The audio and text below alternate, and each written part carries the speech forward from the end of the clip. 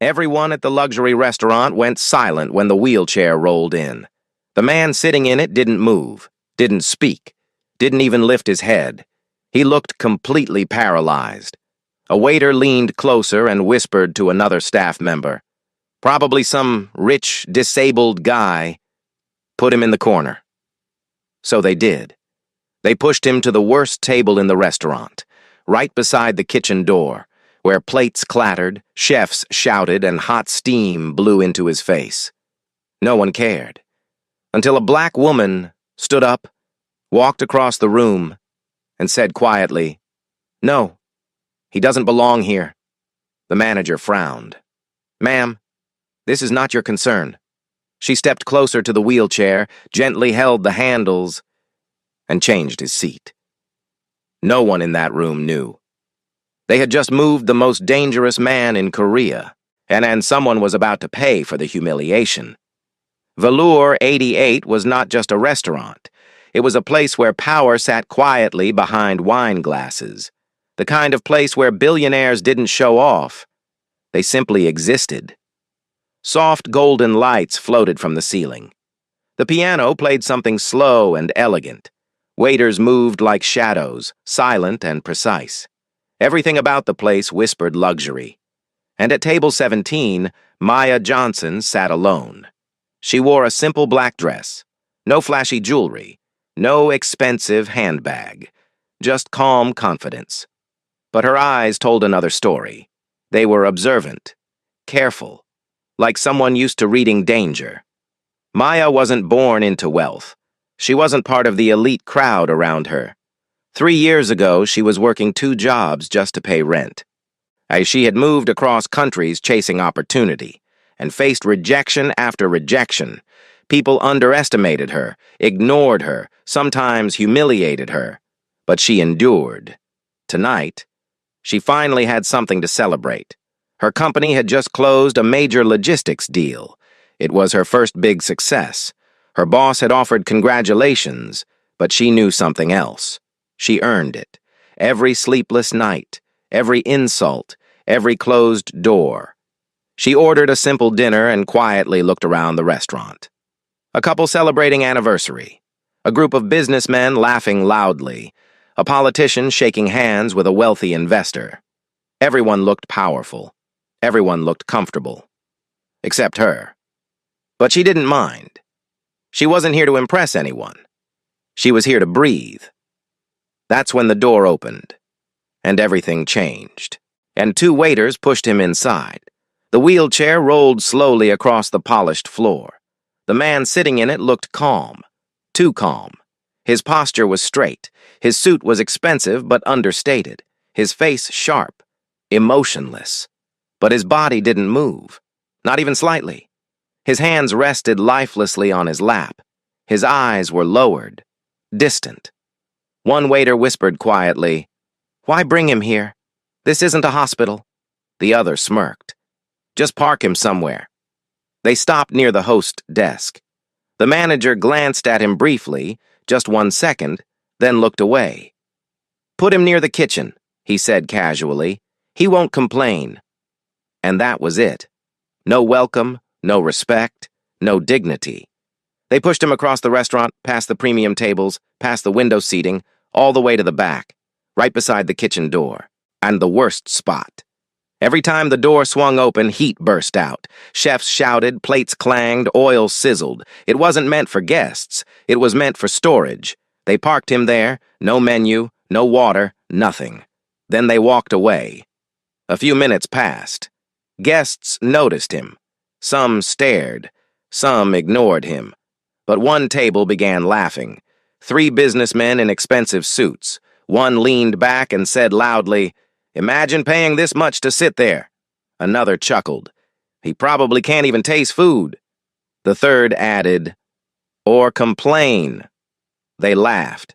The man in the wheelchair didn't react. Not even a blink. Like he didn't hear or didn't care. A waiter passed by carrying soup. He accidentally splashed a few drops near the man's sleeve. He glanced down, shrugged, and walked away. No apology, nothing.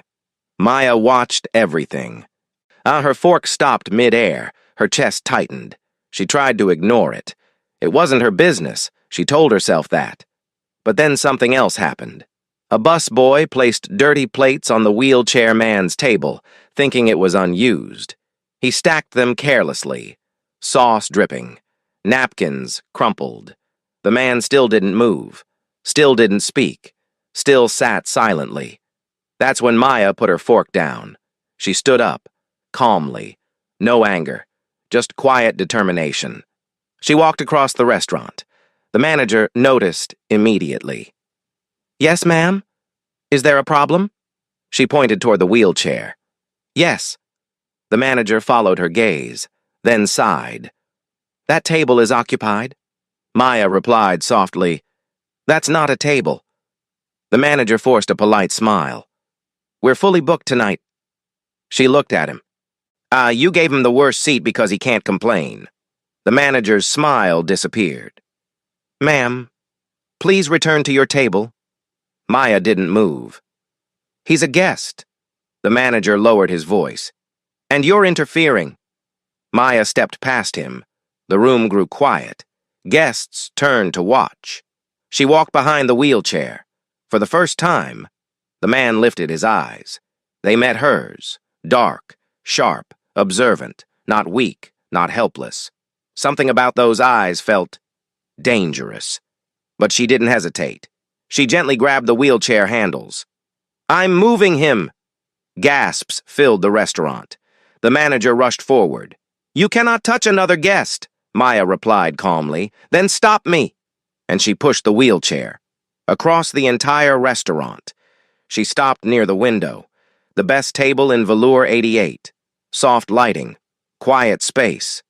On city skyline visible through glass. She positioned the wheelchair carefully, adjusted the table, moved the glass closer, placed the napkin gently. Then she said quietly, "You deserve better." She turned to leave. But something strange happened. The man's finger moved, just slightly, barely noticeable. But Maya saw it. Her eyes widened. Before she could react, the front door opened and 3 men entered. Everything changed again. They walked in like they owned the room. Black suits, cold expressions, sharp eyes. They scanned the restaurant, then walked straight toward the wheelchair. The manager stiffened. Something about them felt dangerous. They stopped beside the man. One bowed slightly. "Sir, we apologize for the delay." The entire restaurant froze. "Sir?" Another man wiped the soup stain from his sleeve. And the third spoke quietly into an earpiece. "Chairman is seated." The word echoed. Chairman. The atmosphere shifted instantly. The businessmen who were laughing earlier went silent. The manager's face turned pale. Maya slowly turned, confused. The man in the wheelchair lifted his eyes again. This time, they weren't empty. They were cold, calculating, powerful. And suddenly, the entire restaurant felt smaller. The suited man looked at the manager. "Who placed him near the kitchen?" Silence. The manager stammered. I didn't know." "You didn't ask." The words were calm, but terrifying. Then the suited man looked at Maya.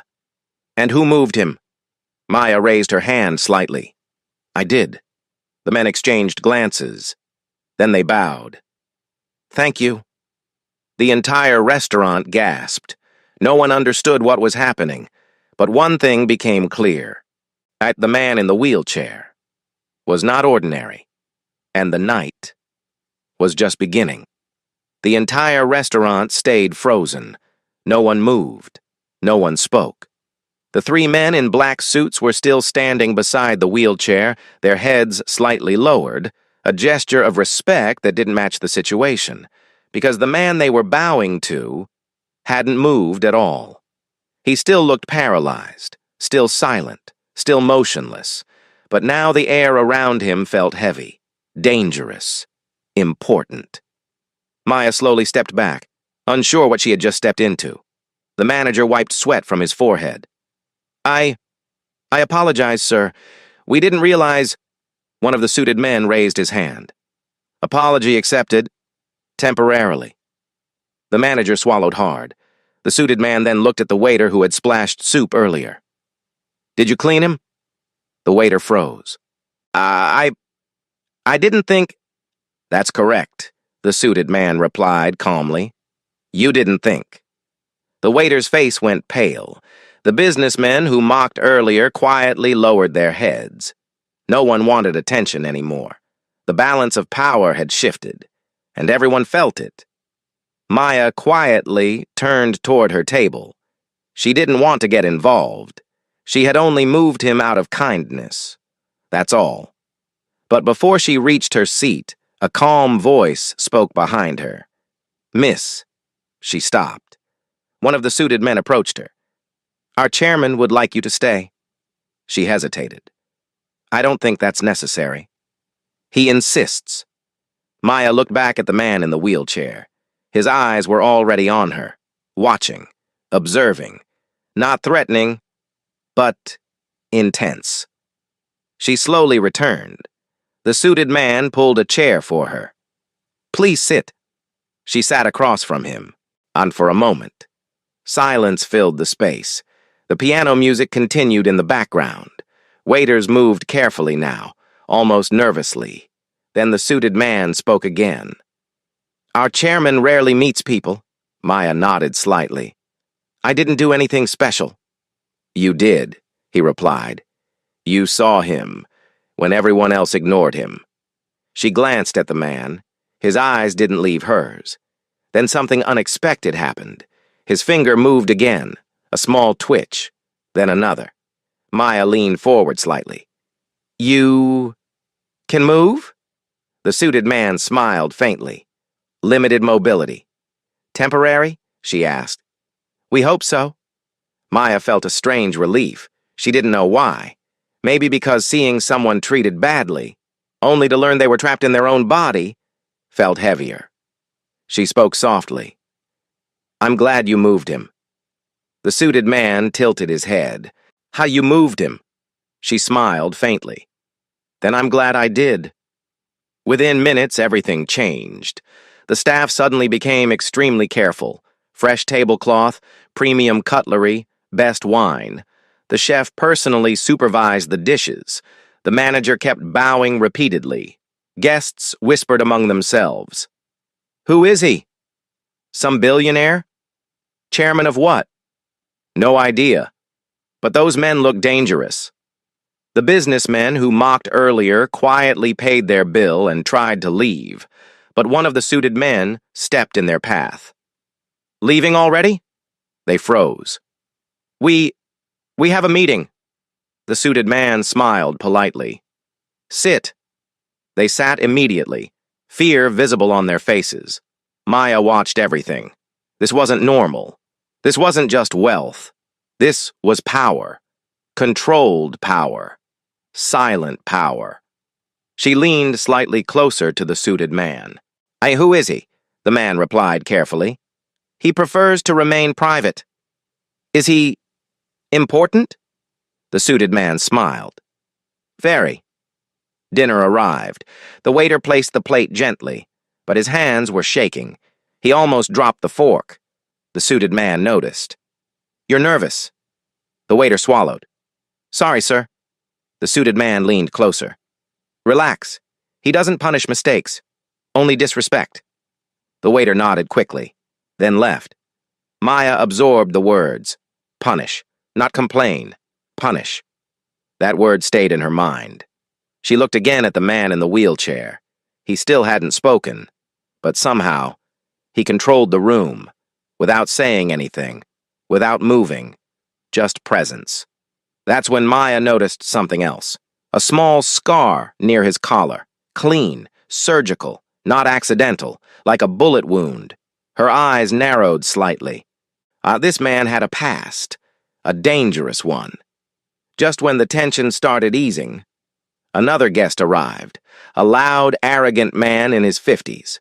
Gold watch, expensive suit, confident walk. He didn't notice the atmosphere change. He sat at the table beside them. Then he frowned. Why is there a wheelchair here? No one answered. He continued. This is a premium section. Move him. The entire restaurant froze again. The manager rushed over. Sir, please lower your voice. I'm serious, the man said loudly. This is disturbing. Maya's eyes widened. He had no idea. The suited men looked at each other. The wheelchair man remained still, silent, watching. The arrogant guest waved his hand dismissively. I don't care who he is. Put him somewhere else. The manager trembled. Sir, please. The man scoffed. Are you afraid of a cripple?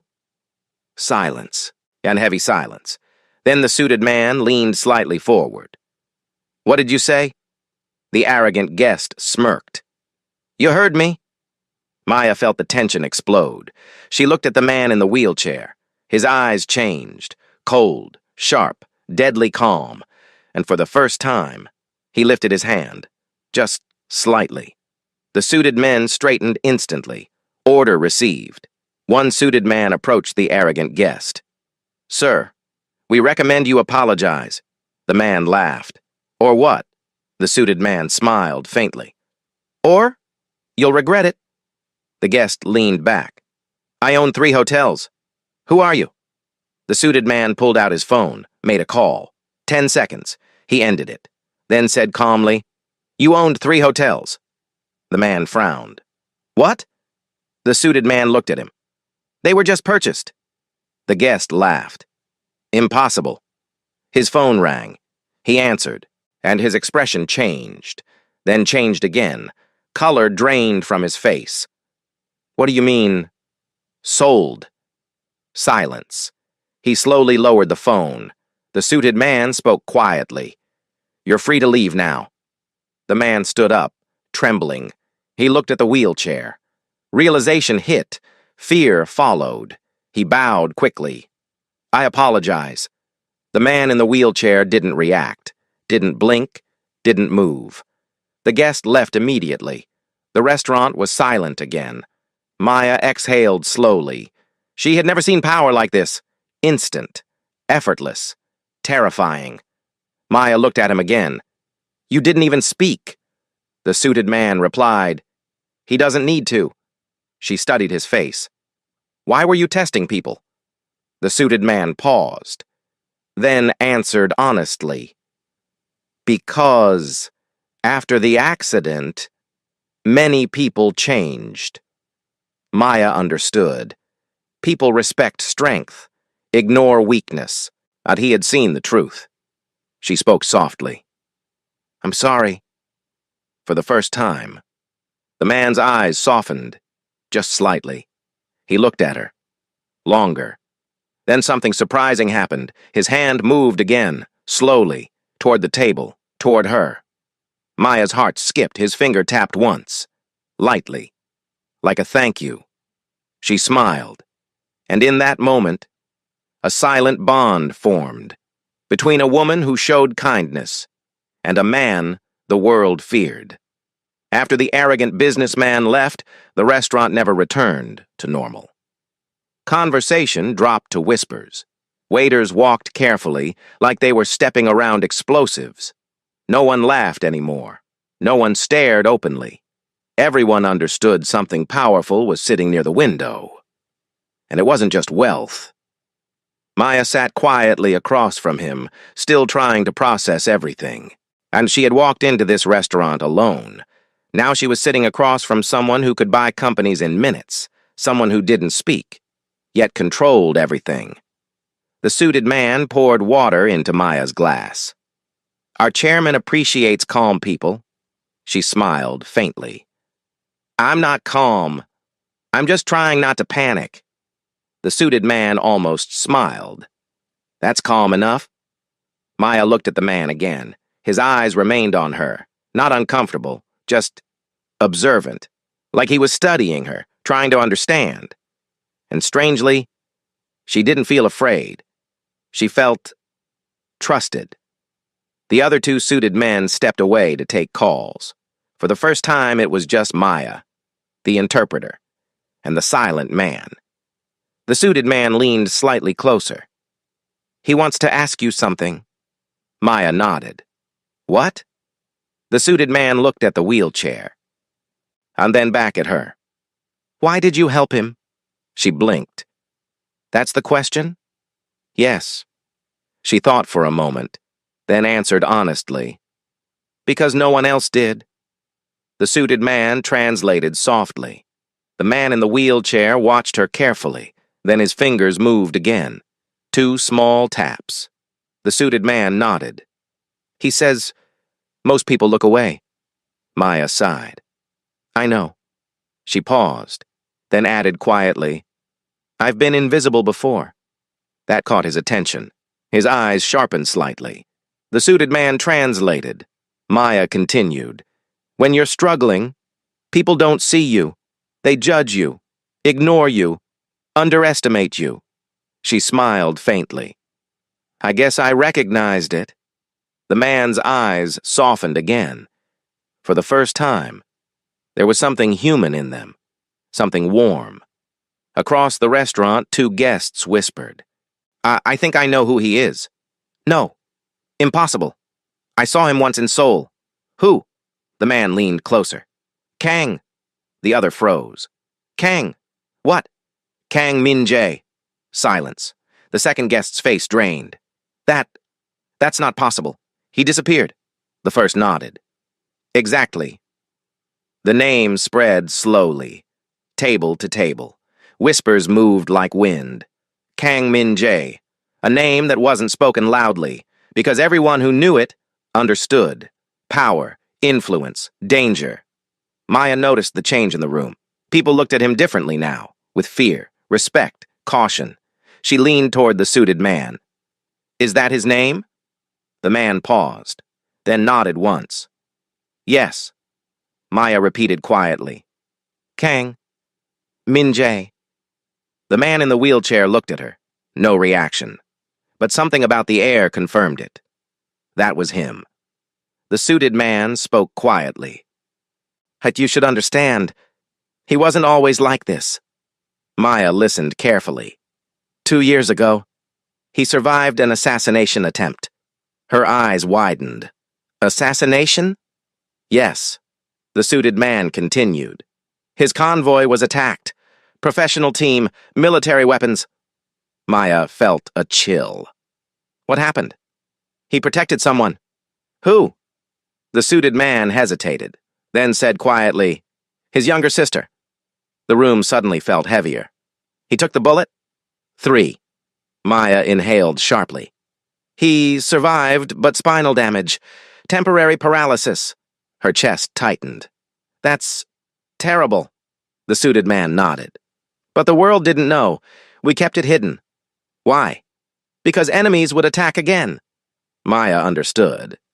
Weakness invites predators. The suited man continued. So tonight, he came out publicly for the first time. Maya looked at him. And he chose to come here, to test the world, to see how people treat someone powerless. Her heart softened. She spoke quietly. You didn't deserve what happened earlier. For the first time, Kang Min-jae blinked slowly, a silent acknowledgement. Just as the mood settled, something else happened. The restaurant owner arrived, an older man in an expensive suit. He looked annoyed. What's going on? Why is service delayed? The manager whispered nervously. Sir, we have a VIP guest. The owner glanced at Kang, then frowned. This is the VIP? The manager froze. Yes, sir. The owner scoffed. He's not even ordering anything. The suited men looked up. Danger flickered. The owner continued. We're losing paying customers. Move him to private room. The entire restaurant went silent again. The manager whispered desperately, Sir, please. But the owner stepped forward. You can't block premium tables. He looked directly at Kang. You'll be more comfortable elsewhere. Maya's jaw tightened. He didn't understand. He still saw weakness. He still underestimated. The suited men waited for the signal. Kang's fingers moved slowly. One tap. Decision made. One suited man stepped forward. "Sir, this restaurant is under evaluation." The owner frowned. "What does that mean?" "It means ownership is changing." The owner laughed. "I built this place." The suited man replied calmly, "You built it. We're buying it." The owner scoffed. "Impossible." The suited man checked his phone, then looked up. "It's done." The owner froze. "What?" "You sold 62% shares last year through your holding company." The owner's face changed. You can't." "We just acquired the holding company." Silence. The owner's phone rang. He answered, listened. His hand trembled. He slowly lowered the phone. You bought my company?" The suited man nodded. "Yes." The owner looked at Kang. Fear replaced arrogance. "I apologize." No response, no movement, but the message was clear. Power had shifted again. Maya leaned back slowly. This wasn't just wealth. This wasn't just influence. This was organized power, calculated, controlled, dangerous. She whispered, "You're Mafia." The suited man didn't deny it. "He prefers the term businessman." Maya smiled slightly. "Of course." She looked at Kang. "You let them humiliate you, just to see who people really are." His finger tapped once. Yes. Her chest tightened. That required strength, more strength than fighting back, and to sit silently and watch, to see truth, to measure hearts. She realized something else. He wasn't just testing the restaurant, he was testing the world, and she was the only one who passed. Dinner continued, quietly, respectfully. The staff now treated them like royalty. But Maya's mind was elsewhere. She kept thinking about his story. The bullets, the paralysis, the silence, the test. She looked at him again. "You must feel lonely," the suited man translated. Kang's eyes paused, then lowered slightly. That was answer enough. Maya spoke softly. "You're not invisible anymore." He looked back at her, longer, warmer, then, slowly. His hand lifted, higher than before, just slightly, but enough. Maya smiled. "You're getting stronger." The suited man nodded. "Yes." But Kang didn't look at his hand. He looked at her, because tonight, she wasn't just the woman who changed his seat. She was the first person who saw him, not as power, not as weakness, but as human. And that changed everything.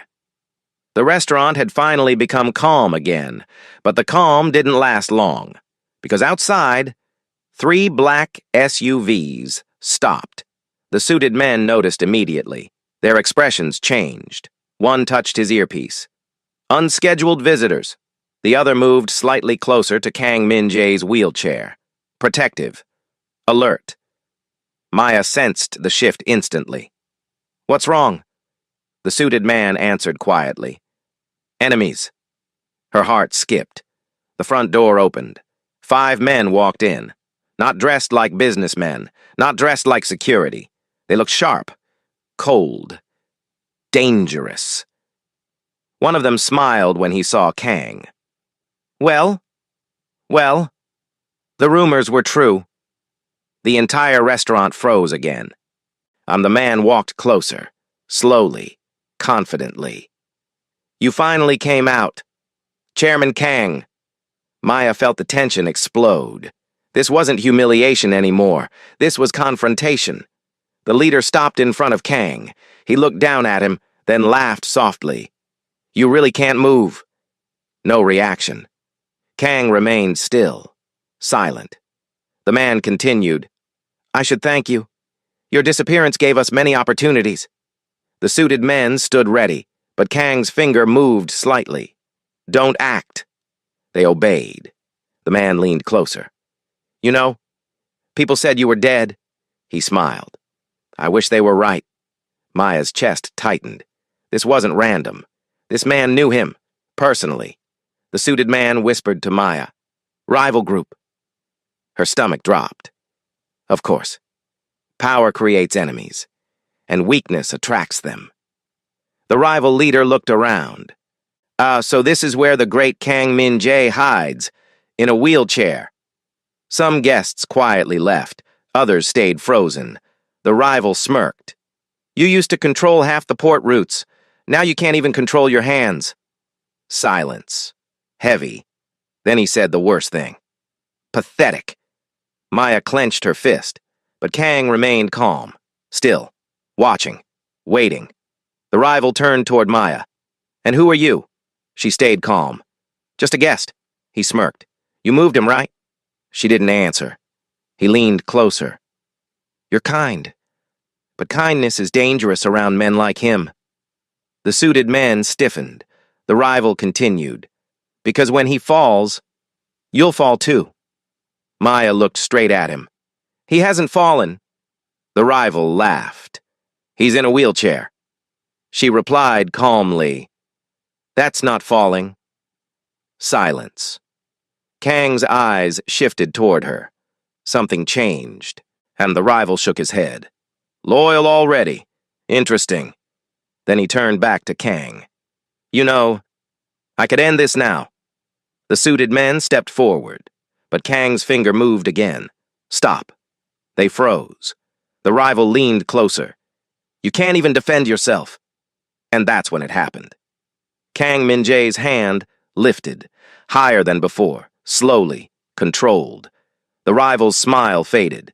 Then, Kang's fingers curled, not weak, not shaking, strong. The room froze. Maya's eyes widened. He wasn't fully paralyzed anymore. The rival stepped back slightly. You're recovering?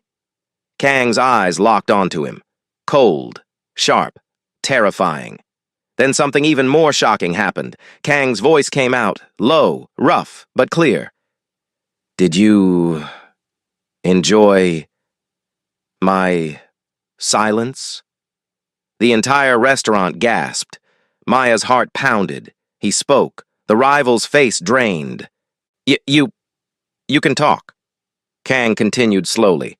I needed people to show themselves. The suited men smiled faintly. Plan revealed. The rival stepped back. You were pretending? Kang's eyes darkened. Partially. The room felt electric. Everything made sense. The silence, the observation, the humiliation. It was all a test. And now, it was over. Kang's voice remained calm. You attacked my convoy. The rival swallowed. No proof. Kang blinked once. One suited man handed him a tablet. He tapped the screen slowly. The tablet was turned toward the rival. Video footage, clear. The rival's men, the ambush, gunfire. The rival's face went pale. Kang spoke again. I waited 2 years. The suited men stepped forward. Doors closed. No one leaving now. Kang continued. You thought I was weak. The rival tried to speak. Kang lifted his finger. Silence. Tonight, I returned. Security surrounded the rival group. Not violent, just inevitable. The rival's confidence disappeared. You can't do this here, Kang replied calmly. I already did. Police sirens sounded outside. The rival froze. The suited man smiled. Authorities received evidence. The rival realized. It was over. He was escorted out. Quietly. Finished. The restaurant slowly breathed again. Guests whispered in disbelief. The manager stood frozen. The staff watched in awe. Maya sat quietly, heart still racing. Kang leaned back slightly, tired, but calm. He looked at her. For the first time.